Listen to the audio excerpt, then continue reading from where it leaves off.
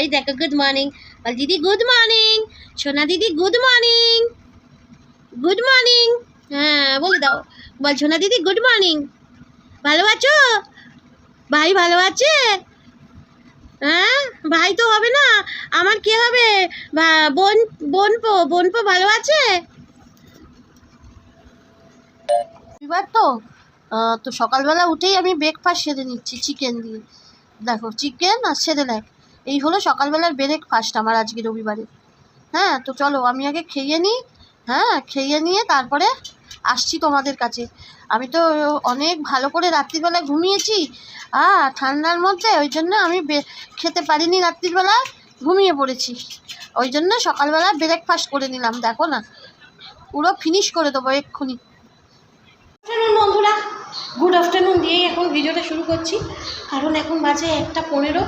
আর এই দেখো সমস্ত কিছু আজকে এত বড় ঘর সব পরিষ্কার, মানে পাগল পাগল হয়ে যাওয়ার অবস্থা, দেখছো? মানে কি বলবো, সব পরিষ্কার একদম চাকাচাক করেছি। মানে এখানে সমস্ত কিছু কিছু কাচার ছিল, মেলে দিয়েছি, কারণ ভাড়া তো দিয়ে দিয়েছি, ওরা ব্যাঙ্গালোর থেকে আসবে নেক্সট মান্থে, তো তখন আমাকে ঘরটা ছেড়ে দিতে হবে। তো যাই হোক, এত কষ্ট করে নিজের কষ্টের টাকায় যখন বানিয়েছি, একটা স্বপ্ন পূরণ করেছি, তো সেই জন্য সুন্দর করে ঘরটাকে দেখো সাজিয়ে রেখেছি। আর পুরো একদম গলি পর্যন্ত ধুয়ে দিয়েছি। আমি তো জানো একটু পিটপিটুনি, আর পর্দা করে সব একটা সাইডে করে দিয়েছি। আর বাথরুমটাও চলো দেখাই।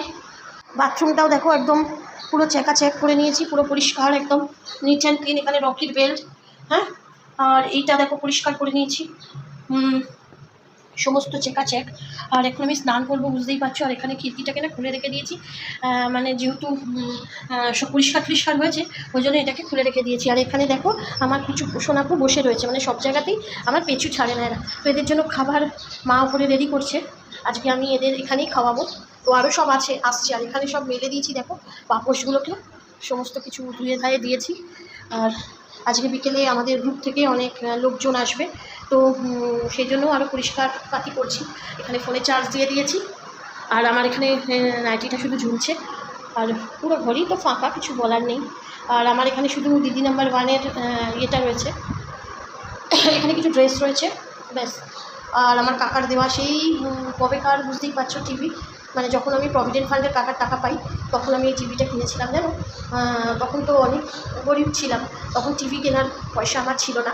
সত্যি কথা বলতে কাকাই আমার এই টিভিটা কিনে দিয়েছিল, তো যার জন্য আমি স্মৃতি হিসাবে রেখে দিয়েছি। আর এইসব আজকে এখন ঠাকুরগুলোও করবো, চলো। ঘরের সাথে সাথে কোমরগুলোও পরিষ্কার করে নিয়েছি। আর এখানে মানে হারপিক ফারপিক দিয়ে একদম নিমাইল ফিমাল দিয়ে, এখানেও দেখো আমার কিছু রয়েছে, ওই কী বলবো, মানে নিমাইল, এখানেও নিচেও নিমাইল রয়েছে। তো পরিষ্কার হয়ে গেছে, চলো এবার স্নান করে নিয়ে এগুলো সব পরিষ্কার করেছি এখন ধরে ধরে। মানে কী যে কষ্ট হয়েছে বলে বোঝাতে পারবো না, কিন্তু যতই হোক নিজের খাটুনির জিনিস তো, সেটা অনেকটাই ভালো লাগে করতে, জানো তো। চলো স্নানটা সেরে নিই।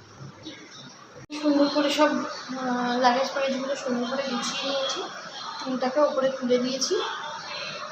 আর এখানে এখন গান চলবে, ঠাকুরের স্নান করে এসে চালাবো বক্সে গান। আর এই যে গানগুলো রয়েছে এখানে, চলো।